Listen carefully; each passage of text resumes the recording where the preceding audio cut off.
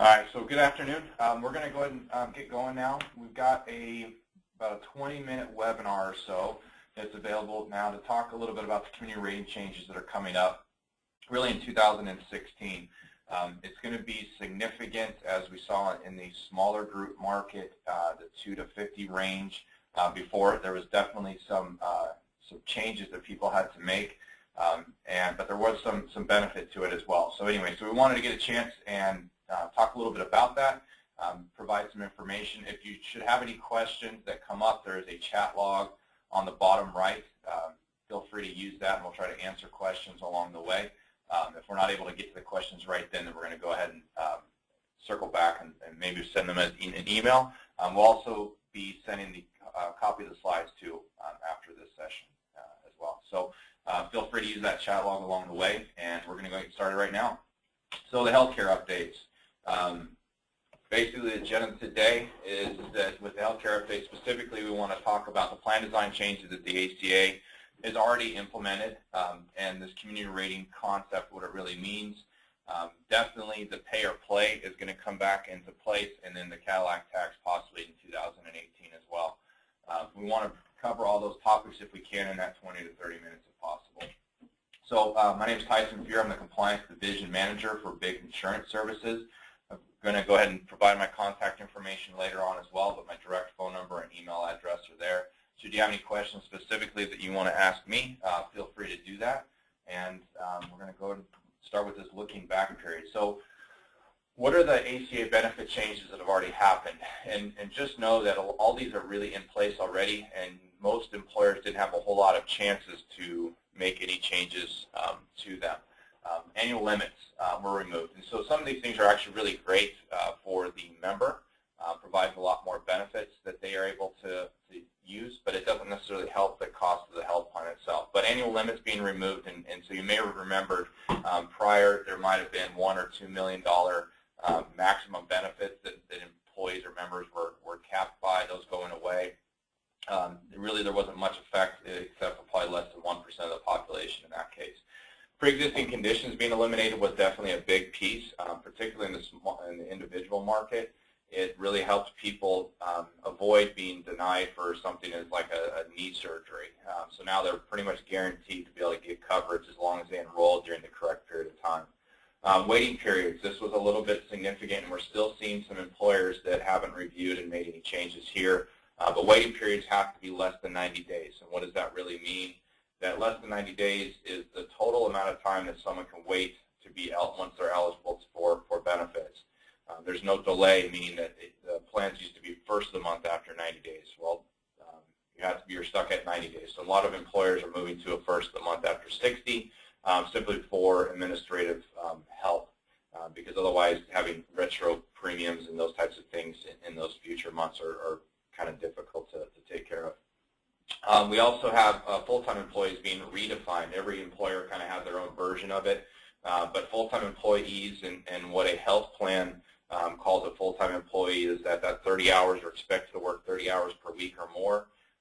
In the small group contracts, meaning the groups under 50, they can still set, and even a group above that can still set eligibility for the health plan above 30 hours, but you're counting, and so for groups of 50 plus, the counting towards a full-time employee is still at the 30 hours. Seasonal employees were really defined because those had a very loose definition. It was really carrier specific, but regarding the ACA, seasonal employees are those that are working for a special reason within 120 days. And so if you have those types of employees, you can exclude them from your health plan, but they may not necessarily be excluded from the counting that occurs for the health plan. FSA maximums were limited as well. You may or may not be aware that there was actually an unlimited maximum on FSAs prior to the ACA putting in place. And now we have the initial version was a $2,500 cap, which now has been indexed up to $2,550 for the maximum calendar year contribution to the FSA. So these are just the basic plan design that really doesn't relate necessarily 100% to the reason for this webinar, but just wanted to review some of the changes inside the health plan, because the other changes that are going to be occurring because of the community rating are going to be added on top of these things already here. Okay, So small group market being redefined. In the healthcare reform law, the small group market was originally defined as any group under 100 employees. Okay. Now these are eligibles, and so it's not necessarily counting belly buttons, but it's the 100 eligibles for the plan. Now states were allowed to sign a waiver that redefined for a temporary period of time small group to be any groups under 50 employees. Most states did this, Oregon and Washington included, because it matched up well to their current rating model, and it allowed them to transition into the 2016 changes, which then the waiver gets dissolved, and all groups or employers under 100 employees are actually going to be considered in a small group market. Okay, so that is very significant because of some of these things that are part of the health plan. Now, a lot of these things actually here are the taxes that are added because of healthcare reform. You might know as this Patient-Centered Outcome Research Institute fee as PCORI. If you have an HRA, you'll be familiar with that term. Or if you have a self-funded plan, you'll be familiar with that term. But all of these items are actually generally paid for by the carriers, so which means that they're included in your health insurance premiums today. Annual health insurance and industry fee is called a HIT fee. Transitional reinsurance program assessment fee, risk adjustment program and fee, the marketplace user fees, and then potentially in the 2018 period of time we're going to be considering the Cadillac tax, which will be, again, still all insurance carrier fees. The reason why you're seeing the bolded items, we wanted to really show the difference between a fully insured plan, which has all 5 or eventually all 6 of these items, rather than the 2 items currently that are bolded are the only things that the taxes that the self-funded plans are paying today. But when we look at the cost of what these new programs have included, you're talking about an average of about 14% of an increase to your health insurance plan. Okay, so what does small group mean? We already talked about the time periods of under 100 employees and the waiver that's currently applied in Oregon and Washington, and then that waiver in 2016 is going to go away. So what does that really mean, though? One of the things it means is that the insurance companies are going to be held accountable a little bit differently. And so you can see here the amount of each dollar of premium, okay, has to go towards claims, benefits, and quality improvement. So what that does is that it means that there's only a 20% gap, or there's a 20% gap for the health insurance company, that everything else has to go to these claims. The 20% then is going to be their profit and cost for other things like administration to do business. Okay, large group contracts. So right now, large group contracts of 50 or more, it's actually a 15%, meaning that 85% has to go towards claims and benefits, quality and benefits towards the health plan. So that's actually going to be a little bit of a change and gives a little bandwidth for the health insurance company when the small group changes occur. If they don't meet these numbers, there's actually rebates that occur. Generally, we didn't see a lot of those rebates in the Pacific Northwest. You did more on the individual plans, but small group plans, generally speaking, there was not a lot of rebates that were being issued by the carriers. Okay, so that's a little bit of a change. Association health plans in Washington, I wanted to note this quickly because we have people in Oregon and Washington on this call, but the association health plans in Washington are getting somewhat attacked by the insurance commissioner right now, in that he believes that the rating models for a small group, whether you're within an association plan or not, has to match. Association health plans have always benefited from the fact that they're a large group contract, and now some of them, or most of them, are bona fide as large group, but they've always applied that large group rating model down to small groups, which is where the rating discounts come from to small groups, and usually why they join those plans. The insurance commissioner said, that's fine, you can still be a large group contract, but you have to rate small group as if it's small group. So the rating methodology isn't going to benefit anymore in those association health plans. And today, there's 29 association health plans out there, and only one of them that is actually approved by the insurance commissioner's office. Association plans that exist for employers can still be purchased and be enrolled in and all those types of things until the insurance commissioner shuts them down, which there has been some threats out there for if the insurance carriers don't change their rating methodology. In the state of Oregon, we haven't seen that aggressiveness yet, but it potentially could occur, and it's something that everyone's keeping their eye on, and there is some concern maybe 2-3 years down the road that they're going to see that as well. But it's a reality in 2015 and 16 for groups in the association health plan. So what that really means is that companies in that 50 to 99 range then are going to have to get re-rated as a small group in the state of Washington if they're going to join as an association health plan member. Community rating for small groups. So groups with 150 employees, and this is what the major changes that happened already for the groups within those plans. Number one is that they had to join a metallic plan design.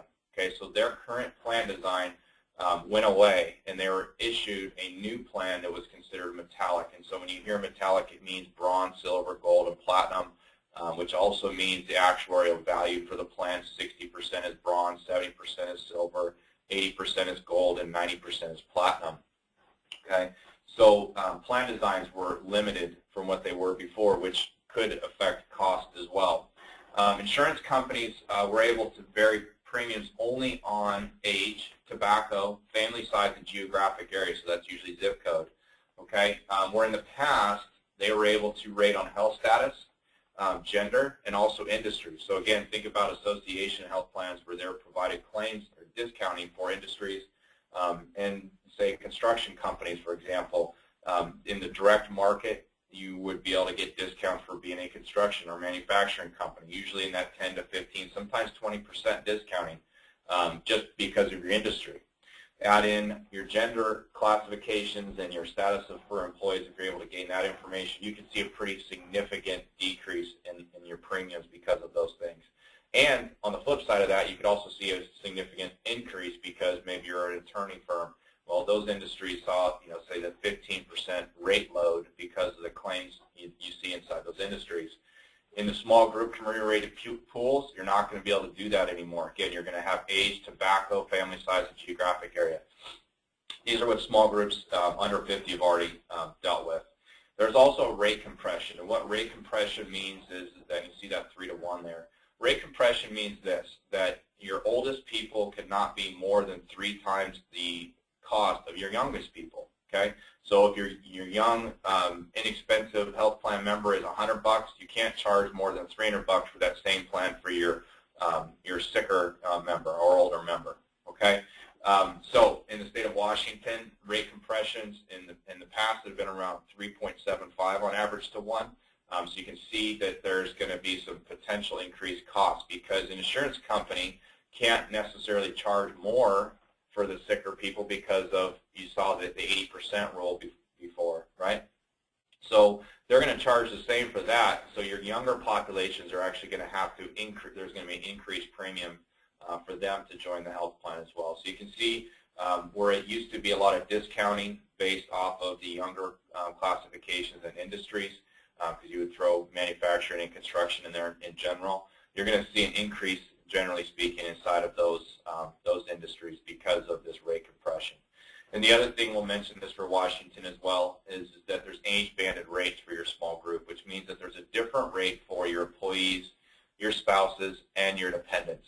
And in our state, and particularly in the Southwest Washington area, we have very large family populations. In fact, we were just enrolling a group that had one person had 12 children plus their spouse. Okay, so in that case specifically, there was a rate for the employee, there was a rate for the spouse, and because 3 of the 12 children were over the age of 20, there was 3 additional rates for them, and we still had the cost of 3 dependents too. Okay, because you pay for the most expensive 3 dependents, plus you pay for the adult dependents, you pay for the spouse, and you pay for the employees. So you can see coming out of a tiered structure, where you just play employee plus family has its rate. These age-banded rates can be significantly more depending upon how your employer group is set up. And not to mention administratively, throughout the plan year, it's very difficult to sometimes manage that, not to mention when you're trying to compare plan design options and what the effect is going to be by making changes in that space. Okay, so this is a Washington thing. In the state of Oregon, they blended the age-banded rates, so it's still in a tiered structure. Okay. Small group waivers when they dissolve. So in 2016, so again, when the original ACA rules came out, groups under 100 were considered a small group, but there was a waiver in Oregon and Washington that any group under 50 was considered small group, and then the groups from 50 to 99 were considered mid-size, all right, and didn't have to conform with the community rating plan designs. So what are they going to have to deal with in 2016? They're going to have to be reissued new metallic plan options, okay, plans that they don't have right now are most likely not going to exist in the future. The insurance company is going to have to go to a premium scheduling that has age, tobacco, family size, and geographic area. They can no longer rate on health status of the employee, gender, or industry. Okay, you're going to have to comply with the 3-to-1 rate compression. In the state of Washington, you're going to deal with age-banded rates. That is also included in the state of Washington, where association plan membership is going to be affected and have to be rated on a small group chassis. And then what we're hearing and what we're seeing actually is a projection of about a 10 to 50% renewal increase on top of the premiums today. Okay, that's usually year one. That's not going to be a year-over-year type situation. But for the adjustment in year one, there's going to be a significant increase when an employer goes into those community-rated pools, particularly if they're in a younger classification or a preferred industry, as you call it today. Now, on the flip side, if you have an architectural firm with a bunch of folks that are retiree level individuals, you might actually see a decrease in the premium. So that actually does occur too. So where in a group is going to fall, you can see that there's definitely a change in their plan design options, but we'll have to see on the renewal increases. But I will tell you as well, at Biggs, we've actually been putting together and are able to do some calculations on projecting using the rate filings that exist today and assuming the plan design that the employer is going to have to be changed to, what their costs are going to look like going forward. Okay? So that really brings up the next question, do you want to pay or play? So I'm going to review this real quickly because this is another thing that's coming up for groups of 50 plus. So you may or may not be aware, but in 2016, an employer is going to have to, that has at least 50 full-time equivalent employees, is going to have to comply with the shared responsibility rules, or what's called pay or play. And what that means is that there's a penalty for not offering coverage, and there's a penalty for not offering affordable coverage. Okay, so now you've dealt with going into this new community-rated pool. You may have had some increases, and so now you're really going to have to circle back and evaluate, does it make sense to then keep the plan, meaning that you're going to just pay the penalty, or do you want to play by the different rules? And so how the penalties work are this. If you don't offer a coverage, for minimum essential coverage to your employees, there's a $2,000 penalty per employee, which equates to $166.67 per month. But remember, it's non-tax deductible, so you have to add about 25% on top of that, so it's really about $208 per month on average. You're going to pay a penalty for not offering minimum essential coverage to the employees. In 2016, you're not going to have to pay the first 30 of those penalties. So depending upon your group size, you basically take your number of full-time eligibles, you multiply that by 2,000, and then you minus out the 30 waivers. Okay? And that gives you an idea of what your cost would look like. There's a lot of industries out there that it's very much a cut and dry type of situation where it's all about cost. And so if we can do it cheaper this way and send the employees another way, that's how we're going to have to operate. Whereas other companies, it's a cultural thing. Okay? And so since it being a cultural thing, they have to look at, how do I make this an affordable option for myself and my employees? And that's when we get down to the $3,000 penalty. So if an employer offers coverage, then they have to offer an affordable option to their employees, meaning that they have to offer at least a minimum value of 60% or a bronze level plan. Just about every plan in the Pacific Northwest is at least silver or more. But that means that an employer has a little bit of leeway to drop their plan design down. But again, what's the impact to the employees? And then the second thing is that you may offer at least a bronze level plan, but for employee-only coverage, how much does the employee have to pay towards that coverage? If it is more than 9.56% of their income, then that means that the employer could potentially see a $3,000 penalty per person that goes to the exchange and receives a subsidy. Okay, have those two things. You have the community-rated changes coming up, circling back on the pay-or-play rules that start 1/1 of 2016. If your plan renews mid-year this year, these things are going to possibly come up and hit you mid-plan year. So you really have to think about what does this look like projected into 2016, and what's my plan going to look like? Should I pay or should I play? Okay. There is some transition relief in 2016. Employers, it's really not transition relief. Most of the employers are actually going to have to offer to 95% of their employees. Otherwise, they're going to get stuck with this shared responsibility payment or shared responsibility rules. Because today you see still some management carve-out options. You see some exclusions, and we get back to the 30 hours as a full-time eligible employee. Well, you have to offer benefits to 95% of those. Otherwise, you're going to get hit with a penalty. Okay? And you can see in there the discussion about non-calendar year plans get a reprieve for the first couple months. And this is in 2015. 2016, we anticipate to see some type of reprieve as well. But it gets back to the discussion about plan year, mid-plan year changes. So if your plan renews in between now and the end of the year, you're needing to look at your shared responsibility. Okay?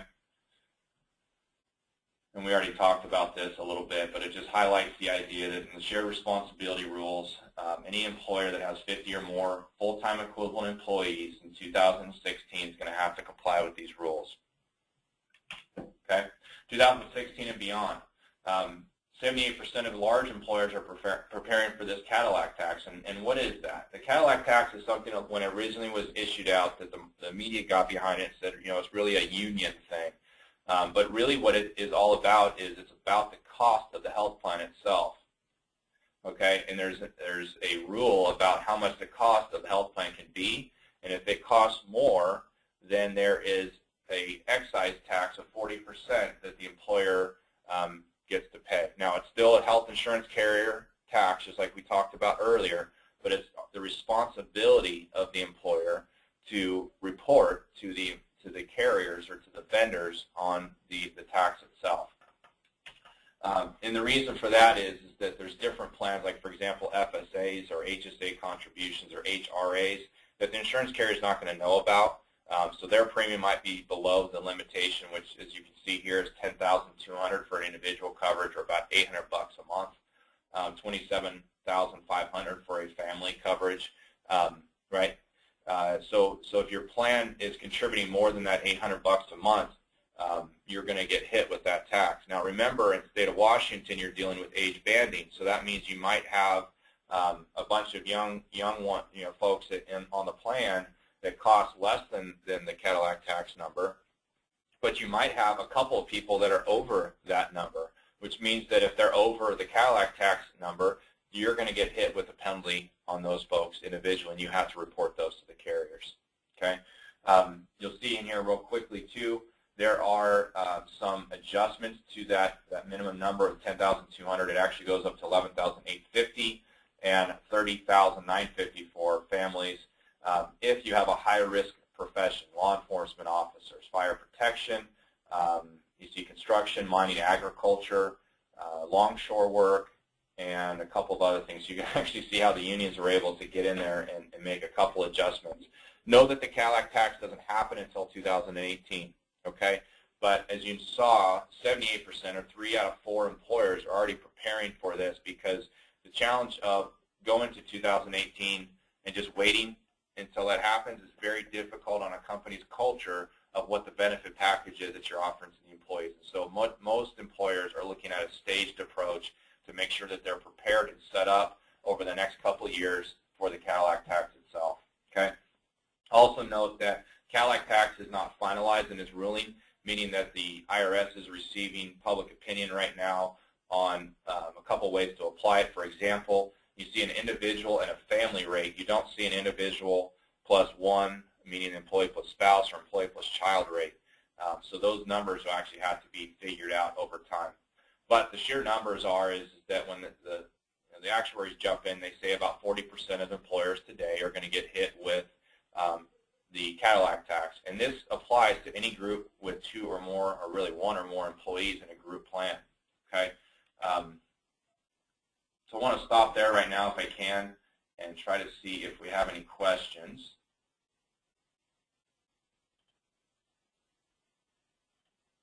Just recall that question box is on your bottom right too. One of the questions that came up is how soon will we know about the Cadillac tax?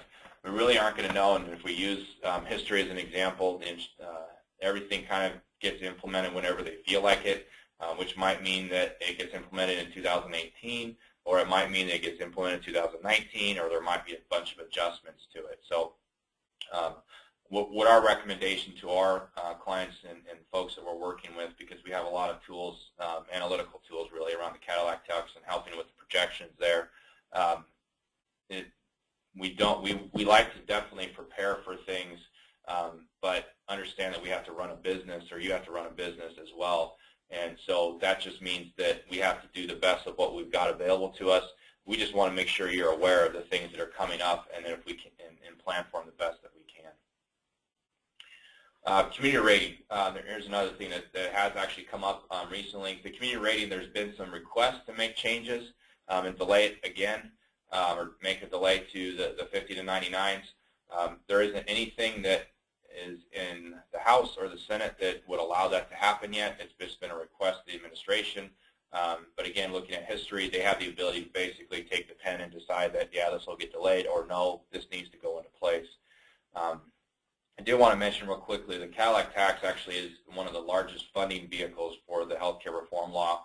So if that does not go into place, there's a major challenge with funding all of these subsidies. And so, as you may or may not be aware, there's a thing going on right now with the Supreme Court that may make the whole healthcare reform law a little more difficult to maintain, but to remove it all together we would not see that in the state of Washington, because it has its own state-based exchange. Oregon, now that Cover Oregon is being dissolved, is a little bit different story. Okay. All right. Any other questions? I'm going to go ahead and go to the next slide.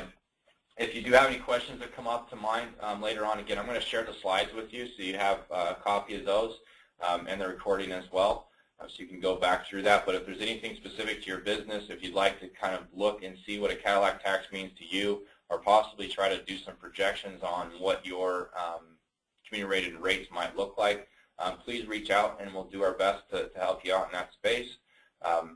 But we've come up to our 30-minute period of time here, and just want to be respectful of your day and the amount of time that you've dedicated to us so far, and I really do appreciate your time. Again, my name is Tyson Fuhrer. I'm with Big Insurance Services, and we look forward to helping you out. Thanks a lot.